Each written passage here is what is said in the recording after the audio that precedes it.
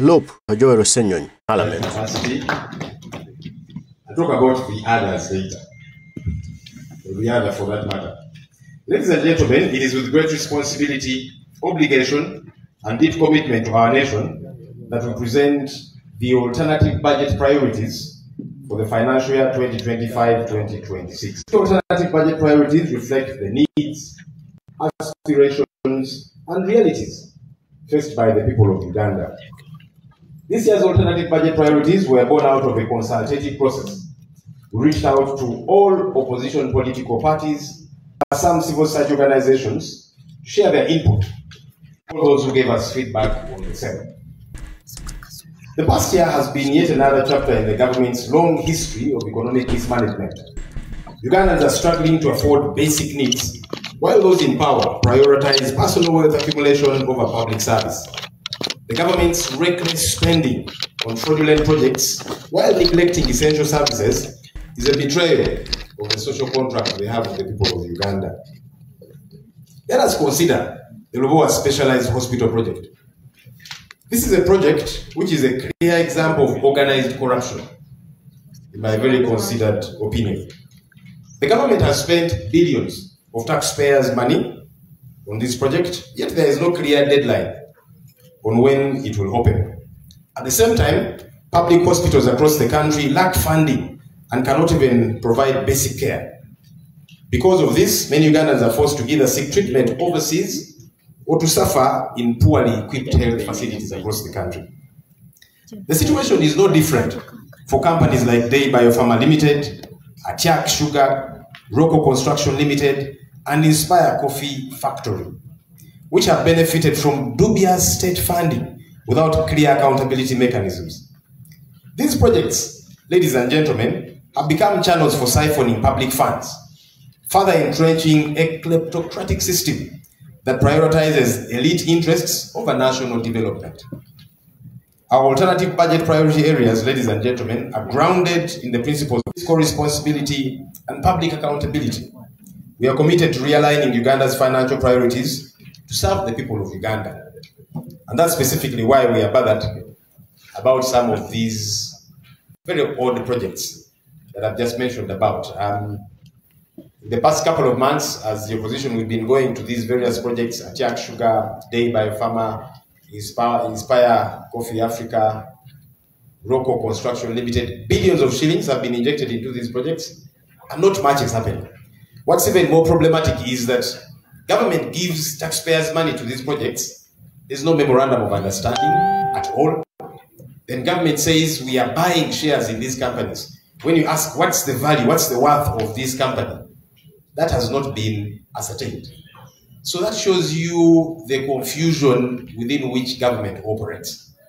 And whenever we mention these things on the floor, I've had people like the Honorable Nabanja say we are making government look bad, forgetting that government looks bad on its own accord. Ladies and gentlemen, the economic outlook for the 2025-2026 financial year remains uncertain. Uganda's total budget has been projected at 71.9 trillion shillings. Persistent fiscal indiscipline, excessive borrowing, and corruption have put immense pressure on our economy. The high cost of debt servicing, which consumes over 30% of our budget, has left little room for investment in critical sectors.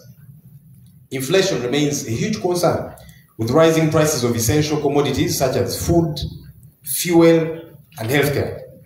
Meanwhile, revenue collection remains suboptimal due to inefficiencies in tax administration, revenue leakages, and inadequate enforcement of tax policies. Our people deserve a budget that works for them, not one that burdens them with unnecessary taxes and then poor service delivery. It's one thing for you to tax the population. It's another for that tax money to be of value to the people of Uganda. As I'm sure many of you know, there are countries where the citizenry pay hefty sums in tax, but they know that when they go to hospital, they'll get good quality medication, courtesy of the government. When they take their children to public schools, they'll attain quality education. The infrastructure is worked on. So the taxpayer knows that when I pay heavily in tax, what is left is really for me. That's not the case for Ugandans. you'll pay heavily in tax, but when you're sick, you'll have to go to a private facility for those that can afford, because there's not much in the public ones. You'll have to take your child to a good school for those that can afford, because the UPE schools are tenement structures about to collapse. You see the state of our roads. So we are saying there must be value for taxpayers' money. Let me talk a bit about some key sectoral priorities. And ladies and gentlemen, we have availed two booklets to you. One is a compendium of our alternative budget priority areas, highlighting what we do propose, what we would do had we been the ones in power. And like I said, this has been a consultative process to see to it that we get the views of different political parties, civil society organizations, and other stakeholders, so that it's not just our budget, but it is reflective of the people of Uganda. I want to encourage us to find time and read those books and even critique them. It's important that we keep getting feedback. Yes, we did consult, but it's important that as we keep going, you look at what is it that we are proposing. Many times you hear people say, the opposition just opposes. No, that's not the kind of opposition we want to be. We want to be a government in waiting, a proper government in waiting that offers credible alternatives. So I'd like to encourage us, please read. So for those that keep saying we just oppose, find time and read. And I know those people are not in this room, they're out there. So I'm encouraging them, find this work and read it. And we are going to share it on social media. We'll have those links so that people can read and know what it is that we are about. But let me share a few sectoral highlighted areas here. The other booklet, of course, is my address for today that captures a couple of those things. One, finance, planning and economic development sector. The Ministry of Finance, Planning and Economic Development is responsible for mobilizing financial resources, regulating public expenditure, and ensuring sound financial management. However, Uganda faces significant fiscal challenges, including a rising public debt burden, inefficient budget execution, and financial leakages through corruption and mismanagement. Uganda's debt servicing obligations consume a substantial portion of our national budget, with 21.61 trillion shillings allocated to treasury operations in financial year 2025-2026. Commitment fees on unused loans alone have cost the country 469.8 billion shillings. Imagine that. Between financial year 2018-2019 and 2023-2024. That's a lot of money that is thrown down the drain. Frequent supplementary budgets totaling 6.54 trillion in the current fiscal year alone. And all of this financial planning and cash flow constraints. Here is what we must do regarding this particular sector. One, we must improve public debt management to reduce excessive borrowing and commitment fees. That's what we are saying as the opposition. Two, we've got to strengthen budget discipline by eliminating unnecessary supplementary budgets. You see, supplementary budgets are a sign of poor planning or no planning at all. Because if you plan, your supplementaries should only be about the unforeseeables. You know that maybe a tragedy happens, like we are seeing now. Floods in different parts of the country. Here in Kampala, in Kasese, previously we had a challenge in Bududa and elsewhere. That's when the supplementary budget makes sense. But sometimes they bring to us a supplementary budget, including salaries for civil servants. That's ridiculous. How do you not plan for salaries of people that you have as part of your staff? And then that has to come through a supplementary budget. This drama has got to stop. We've got to enhance domestic revenue mobilization by closing tax loopholes and enforcing compliance in high-value sectors like gold mining. While every Ugandan pays their fair share of tax, there are people who don't pay taxes in this country. Ordinary people that sell, little things in their shops downtown, you'll see KCCA running after them to pay tax. You'll see shops being closed, but they've got to pay tax. But people who mine gold and they are raking in billions upon billions of shillings, they're not paying taxes. And we are wondering why. When I still chairperson of COSASE, One of the reports we tabled, that was the URL report, we were castigating this particular aspect, saying it is problematic. And I remember that time, the figure was 700-something billion. It keeps growing. Why do these people not pay taxes? The answer is because these are the powerful people in this country who are operating in this trade. They'll exempt themselves while everybody else does pay tax. This has got to change. There's got to be equity. We've got to combat corruption by fully implementing anti-graft measures and holding accountable those responsible for financial mismanagement. Our theme for this year's alternative budget priorities is combating corruption the effective way to sure service delivery. I believe that with all of my heart. For us to have effective service delivery in this country, one of the things we need to tackle is corruption. We lose over 10 trillion shillings per year to corruption. That's about a third of what URA collects. Many times they don't even hit their targets. Just think about how many hospitals that money can build. How many roads across the country that 10+ trillion shillings can fix and build. How many schools? How many factories? We have a lot of unemployment in this country. How much can that money do? So that's why we are saying that combating corruption is sure way to effective service delivery. That's the only way. Because even that money which is available for service delivery is stolen. We've got to improve budget transparency and public financial management systems to ensure effective resource allocation. Let me talk a bit about health. Uganda's health sector faces significant challenges, including underfunding. Only 6.1% of the national budget is availed. Of course, there is inadequate infrastructure under the same and shortages of health workers. Ladies and gentlemen, we have one doctor per 25,000 people. No wonder people die unnecessarily.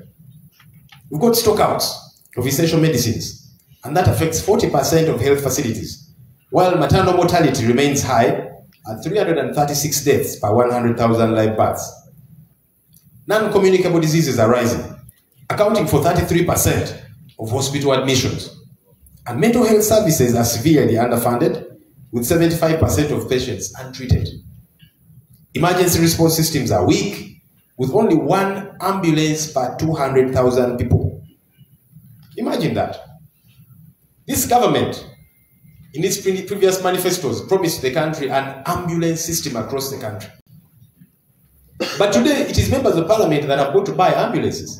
Why? Because you have an absentee government. Why should that be your role as a member of parliament? That you buy an ambulance and take care of that health situation. Government has got to do that. And that's what we are saying we would do had we been in power. We propose the following actions. One, we've got to eliminate medicine shortages by partnering with local pharmaceutical manufacturers. And that money can be availed. We've got to increase funding for primary health care through a 5% levy on luxury goods. This is doable. We've got to reduce maternal mortality by deploying 100 mobile maternal health clinics in rural areas so that our mothers stop dying while trying to bring forth life. We've got to address health worker shortages. And this can be done severally. One, offering, for example, 1,000 scholarships for medical and nursing students. It is doable. We've got to combat non-communicable diseases through nationwide screening. And we can do this in even 500 health centers. We've got to strengthen emergency response by procuring, at the bare minimum, 200 ambulances and 1,000 responders. This is doable. We've got to expand mental health services by training at least 500 community health workers and establishing 100 mental health units today. This is a critical challenge in our country, ladies and gentlemen. And I know sometimes when you think about mental health, you're thinking of, as people refer to it, mad people. No, people are struggling. We need to take care of this. We need to implement enhanced mosquito control programs to complement ongoing malaria control efforts.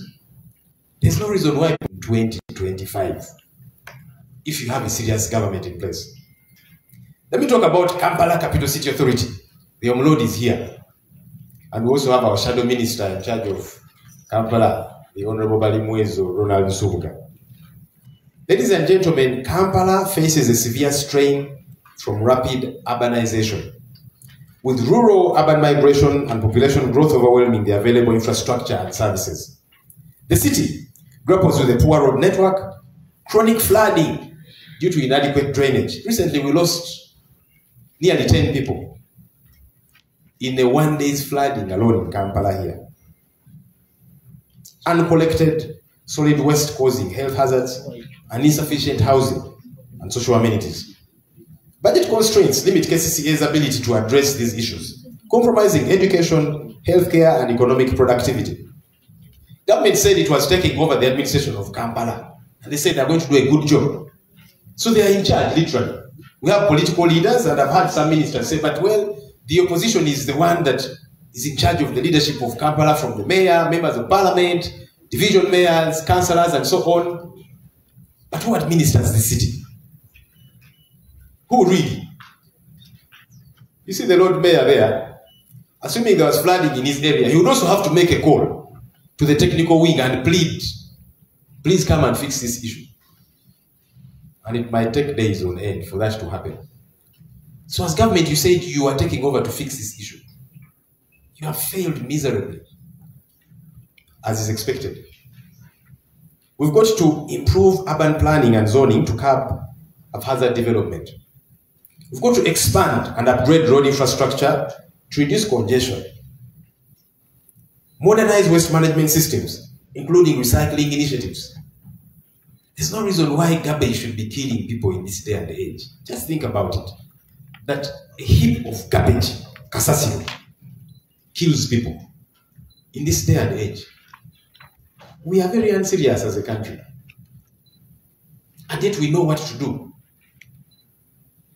We've got to rehabilitate drainage systems to prevent flooding. We don't know who issues these permits and approvals. Buildings keep coming up every single day. Drainage is not taken care of. We've got to invest in social services such as education and healthcare facilities, and also promote affordable housing projects to address the question of slums. Many of our ordinary folks live in a very debilitating state. When you go to some of those slum areas, no wonder they are always sick with one ailment after another. And it is fixable if you are committed as a government. That's what we would do. Of course, it seems to be rocket science to the people in charge currently. Let me talk a bit about presidential affairs. The Office of the Presidency faces systemic governance challenges, including financial indiscipline. 488% budget increments for classified expenditures. Let me repeat that. 488% budget increments for classified expenditures. Now, every country ought to have a classified budget, but ours is ridiculously unexplainable. It keeps growing by the day, and you cannot justify it. And that's why we're saying that's the channel of corruption. Money for the people in charge. Because even when we are to go at war or to involve ourselves in military operations, for example, UPDF is in Sudan, South Sudan. They had to come for a separate budget for that. So these huge trillions in classified, what exactly do they do? It does not make sense, because there is a budget for defense that caters for all of these different things. And you see, the challenge about classified budgets is you and I don't get to scrutinize them. And that's the cover they use to steal taxpayers' money. This nonsense has got to stop, ladies and gentlemen. That's the only way we can have money for effective service delivery. Because government keeps crying and saying, well, there is no money. There is money. There is money. But it is put in the wrong places. We've got bloated administrative structures with duplicated agencies. Wasteful expenses on RDCs and their multiple deputies. You have an RDC, a deputy RDC, assistant RDC, and a plethora of structures therein. Poor budget performance with irregular supplementary allocations and persistent corruption, despite anti-graft public trust and fiscal responsibility. These are some of the things we propose to deal with these issues. We've got to streamline the presidency's administrative functions to eliminate redundancy. There are many people that are hired therein, friends, relatives, in-laws, outlaws of the president. You find them somewhere in the structure there. Doing what? Nothing. And yet they're earning plenty of money. We've got to stop this. We've got to reduce wasteful expenditure on redundant offices that are duplicated, such as RDCs, deputy RDCs, assistant RDCs. We've talked about this. We've got to implement transparent financial management systems for classified expenditure. Yes, it is classified, but one, let it be justifiable. And two, let it make sense. There's got to be a form of accountability in that regard. Foreign affairs.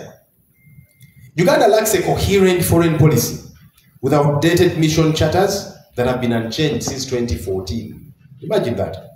And weak consular services. Thousands of migrant workers, especially in the Middle East, face exploitation, confiscated passports, and unpaid wages, with minimal embassy support. Unstructured labor agreements hinder labor export growth.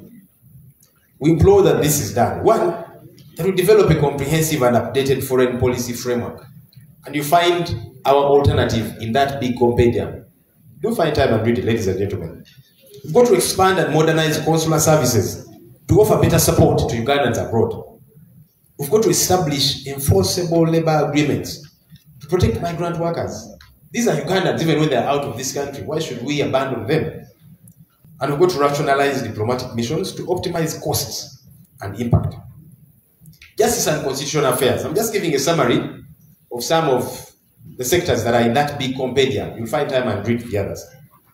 Uganda's justice system faces a deep crisis marked by weak legal frameworks, systemic human rights violations, limited access to justice, high crime rate, and a collapse of the rule of law. The government has deliberately undermined judicial independence, leading to a constitutional crisis. Corruption remains rampant with low recovery of stolen public funds, while security structures fail to protect citizens. These failures, ladies and gentlemen, threaten social stability and economic progress. This is what we must do. One, strengthen judicial independence by increasing its funding and reducing executive interference. You will hear Mr. Museveni say, you judges will not allow you to take us back to the old days and so on. What happened to independence? Let them operate as should be. We've got to expand legal aid programs to ensure access to justice for all citizens. And also enforce anti-corruption measures to hold officials accountable. Then enhance human rights protections through improved monitoring and enforcement mechanisms. Science and technology sector. The science, technology, and innovation sector in Uganda faces significant challenges, including widespread corruption and mismanagement of funds, as evidenced by the lack of transparency in projects like Kira Motors, which was famed as the thing that is going to ameliorate Uganda. There's others like Banana Industrial Research Development Center. Many initiatives, such as Day Biopharma, received billions of shillings before proper agreements were in place, leading to wastage of taxpayer money. This Day Biopharma was given over 723 billion shillings. No agreement. This is a private entity. These are the fellows who promised us a COVID vaccine. You remember? They came huffing and puffing and saying, we have got the cure. COVID came and went. The cure never surfaced. When we visited the entity, they told us the following month we are going to begin producing medicines. It's now over 6 months. There's nothing happening there. And they're asking for more money. Ridiculous. And all of this is taxpayer money. There's no memorandum of understanding between government and this entity, a private entity. Government said they're buying shares. We asked, what's the worth? We asked the MD of this entity, what's your worth as a company? And he was gambling. The government is saying we are buying stock. What stock are you buying?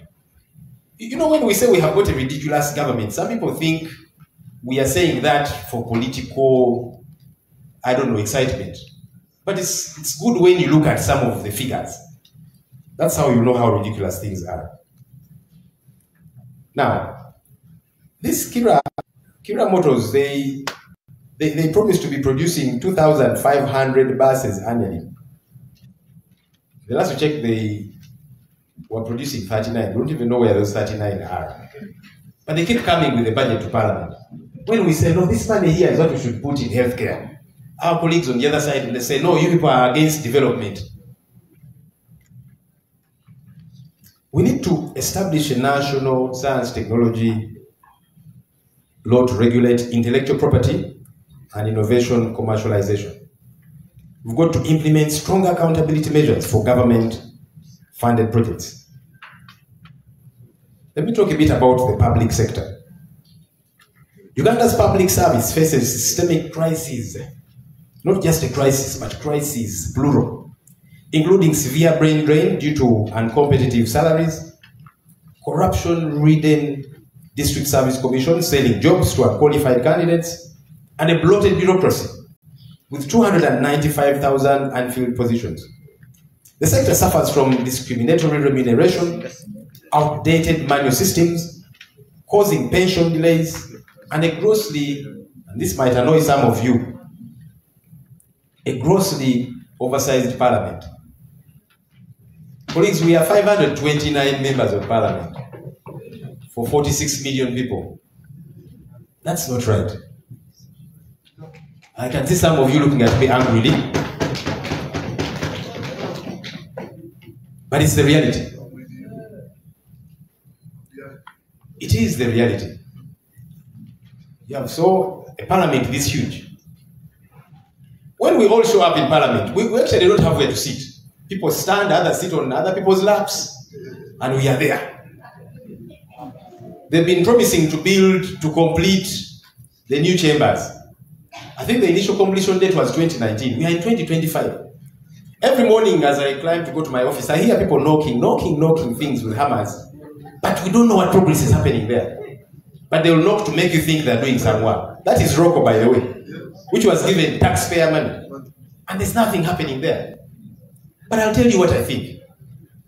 Parliament spends billions of shillings to rent offices for all of us as MPs, all staff, Kingdom Kampala, Development House, and so on. Billions of shillings. Could it be that the owners of these facilities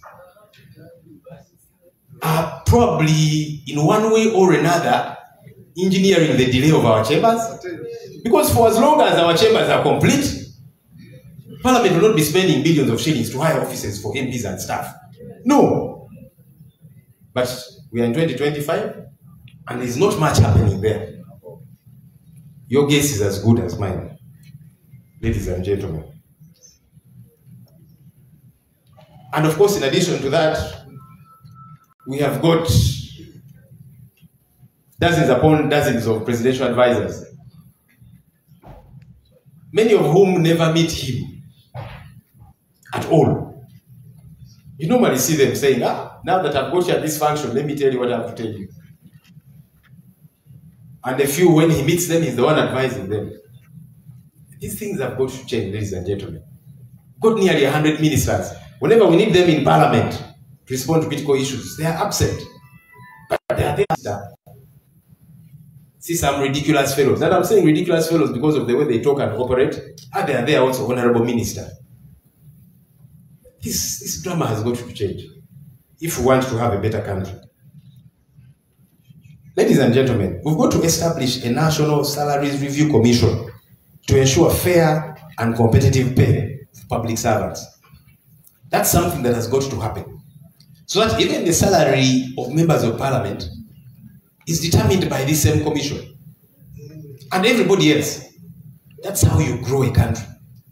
Today you have science teachers earning 3 or nearly 4 times what their arts colleagues are earning. But they're teaching the same schedules, the same duration, they sit in the same staff room. And you're saying you want to prop up sciences. But as you're doing that, schools don't have laboratories. Some of these children, they encounter burettes, test tubes, Bunsen burners, and all these other reagents for the first time in their final exam. But you say you're promoting sciences. I don't know what's wrong with us. We've got to digitize payroll and pension systems to reduce fraud and delays. And then reduce redundant government agencies to improve efficiency. And strengthen anti-corruption measures in hiring processes. You know that people in this country are hired to very high offices without qualifications. But because they are known by somebody who knows another, they get into those offices. And when that company is making losses year after year, you wonder why. You don't need to be a rocket scientist to realize why. Let me talk a bit about defense. The defense sector in Uganda faces significant challenges, including porous borders that facilitate illegal arms trafficking and terrorist infiltration, poor accountability in budget allocations with opaque classified expenditures that I talked about, and inadequate welfare for UPDF soldiers, such as low pay, poor housing, and under-equipped medical facilities. These foot soldiers, and colleagues, I want to implore you to feel sorry for them and for us to fight to see that they get what they deserve. Police officers, soldiers, prison staff, especially the junior ones, they earn too little. And then they live like refugees in their own country. It's a problem that has got to be fixed. Maybe that's why they behave the way they do behave. Some of them have got mental health issues. The fellow left home, there is no food. The children are sent away for school fees. Maybe that's why they treat us the way they do. See them beating an opposition leader or a journalist for that matter. And you wonder, where is this person's anger emanating from? Now you know. And I'm not justifying anything, by the way. But I'm only trying to be logical as a leader. That you don't expect people who live this way, who are treated this way, they'll find, because they will not go after their bosses. They'll come after the population. Because they're angry and hungry. We've got to change this as a country. We have got the UPDFs in discipline, rather discipline and professionalism, that are undermined by politicization and lawful civilian trials in military courts. Very problematic issue. Even after the Supreme Court says the court-martial should not try civilians. We have several of these, our young people that are still held in jail. The likes of Yasin Machete, Sheriff Kalanzi, Anthony Agaba, also known as Bobi, and several others. They're still there. And then we say we have got rule of law. We've got to address these issues, colleagues, for us to have the kind of country that we will cherish. Of course, there's unchecked foreign deployments without parliamentary sanction. They deployed the UPDF in South Sudan and then came to parliament belatedly. And even the speaker, which I found problematic, the speaker said, no, we're not going to debate this issue because it's of huge diplomatic concern. So why are we there as parliament? Why? Because they said, no, this one, pass it immediately and then adjourn the house and run away. Why are we then present? So that shows you that there's something fishy about some of these engagements. Of course, there are other concerns, human rights violations, including extrajudicial killings and suppression of dissent, which further erode public trust. Additionally, this sector, defense, suffers from redundant funding, ghost soldiers on payrolls, and militarization of civilian roles, contradicting constitutional mandates for a non-partisan army. We strongly urge, one, we've got to improve welfare for UPDF personnel, including salaries, housing, and healthcare. We've got to enhance accountability for defense expenditures, particularly classified budgets. Then strengthen border security to prevent illegal arms trafficking, and improve training and equipment for national security forces. Let me talk about agriculture, which is a favorite for Madame Agnes Kirabo. She's very passionate about that, and rightly so. Government has not prioritized public spending on the agricultural sector, despite the AU CAP Malabo 2014 and the recent 2025 Kampala declarations for at least 10% allocation of the national budget to this sector. Budget allocation to the sector has stagnated at less than 3% of the national budget, with a component of more than 50% as external finance. The sectoral growth rate is at 3.8% out of the recommended 6%. About 40% of the agricultural processing factories countrywide are non-functional, but they tell us they are factories. With our tea and coffee factories operating capacity at only about 50%. So instead of bolstering that, they're now putting up new ones which are being given free taxpayers' money. Additionally, farmers are still faced with the challenge of agricultural extension and advisory services. Access to agriculture, credit and finance is problematic, that's at about 12%. The high cost of agricultural inputs and the influx of counterfeits, that's at 30%. The cries in the fisheries subsector. Fishermen are always hounded, beaten, killed because of trying to eke out a living. Limited progress on access to water for agricultural production. Deteriorating prices of agricultural products on the world market, among others. Many Ugandans are malnourished. If you read reports from entities like Food Rights Alliance, many of our young people are malnourished. And yet, Uganda has got nearly half of all the arable land in East Africa. That's land suitable for agriculture. Nearly half of all the arable land in East Africa is here in Uganda. But we have people starving. This is what we must do. One, adhere to the implementation of the National Agricultural Finance Policy to align it with the Malabo 2014 and Kampala CAP 2025 declarations, and commitment to align with NDP4 targets. We've got to revamp the National Seed Company, expedite the National Agricultural Extension Strategy, finalize the National Irrigation Master Plan, and then urgently operationalize the Fisheries and Aquaculture Act of 2022. There's the tourism sector. Tourism has got a lot of potential in this our country, but it is neglected. Limited funding happening there.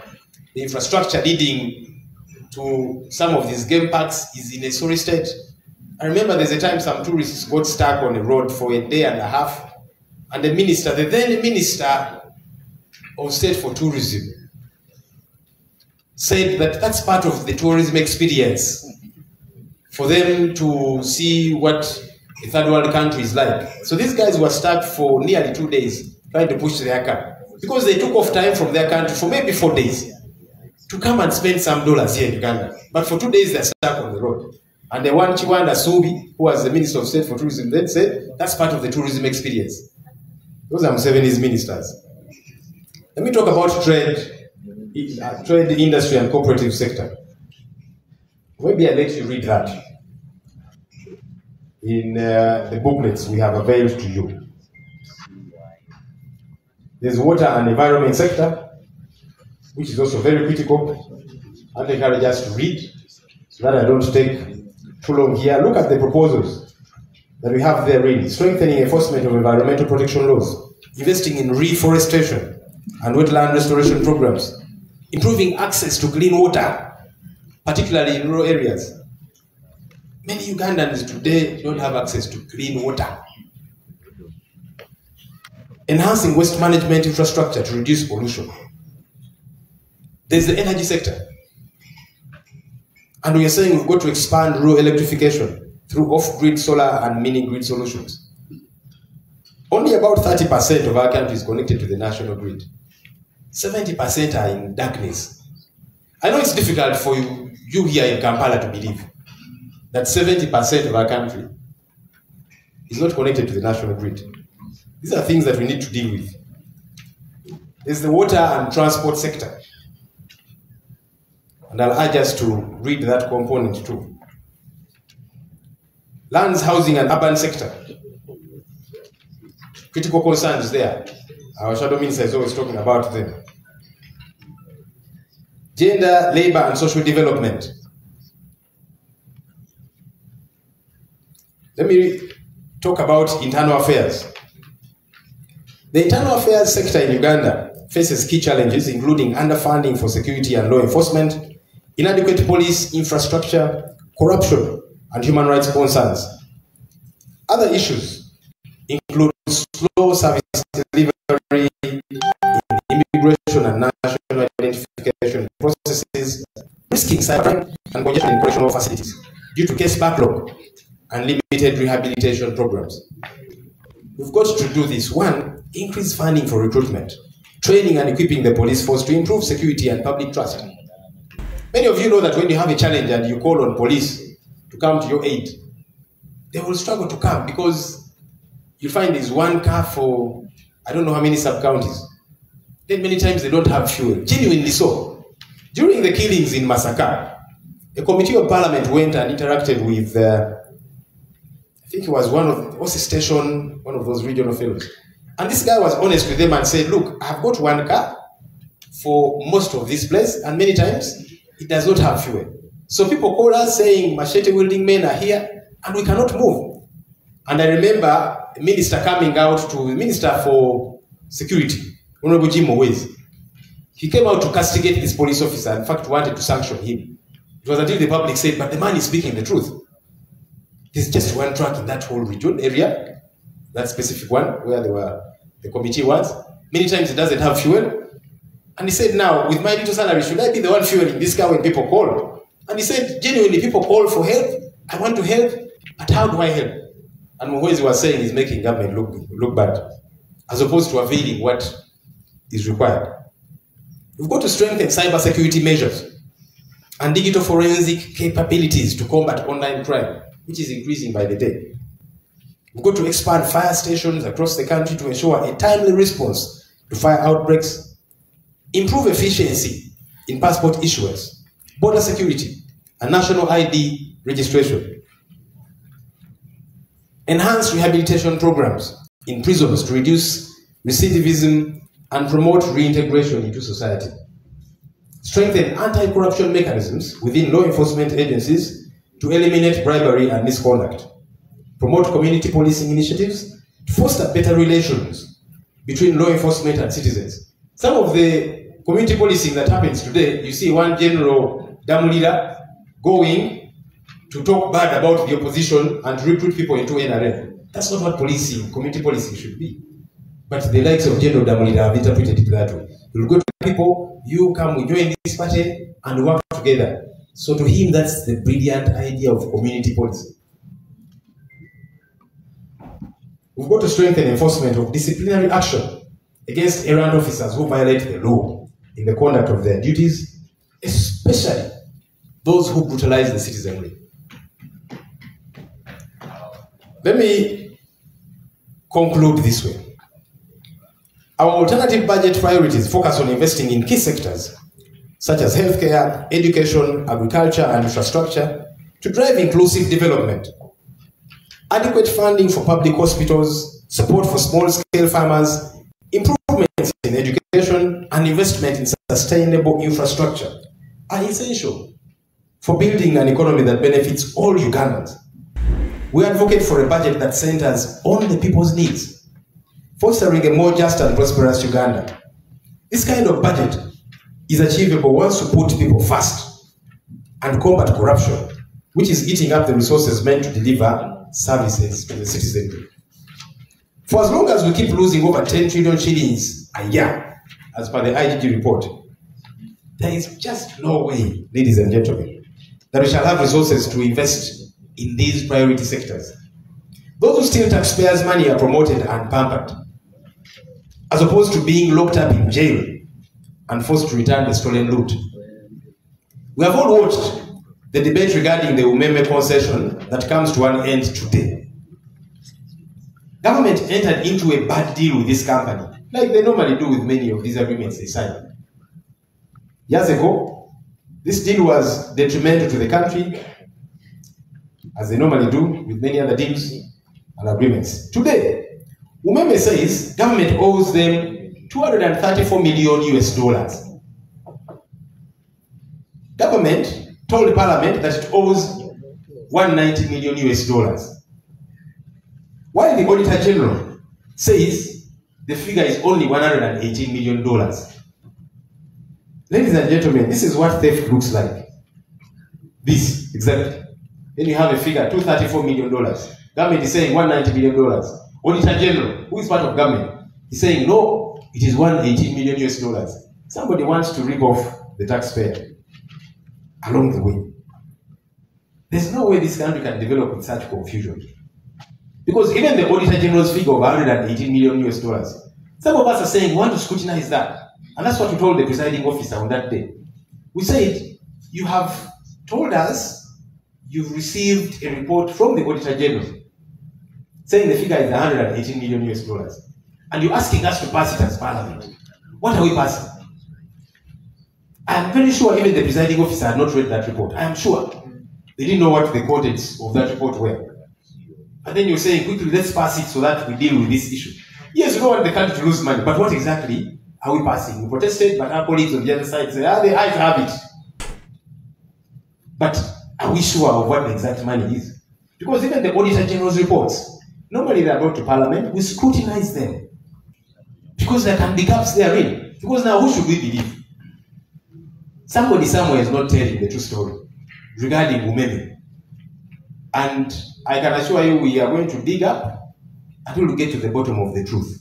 So that taxpayers' money is not taken for a ride. I'd like to implore us all as a country to say no to these machinations and get our country in order. As the opposition, let's continue to keep the government in check, even as we work hard to send it off so that Ugandans can have a government that is accountable to them and prioritizes their well-being. Thank you, ladies and gentlemen. As I leave the stage, I just want to appreciate colleagues with whom we do this work. I know Honorable Helen talked about the shadow cabinet. I want to very much.